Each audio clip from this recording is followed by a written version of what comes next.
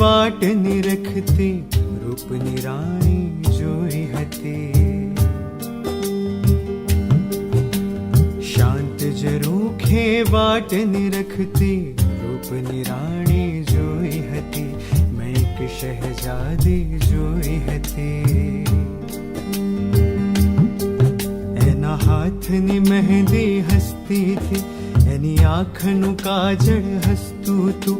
એક નાનો સરખું ઉપવન જાણે મોસમ જોઈ વિકસતું હતું. એના સ્મિતમાં 100 ગીત હતા, એની ચૂપકીથી સંગીત હતી. એને પડછાયાની હતી લગન, એને પગરવ સાથે પ્રીત હતી.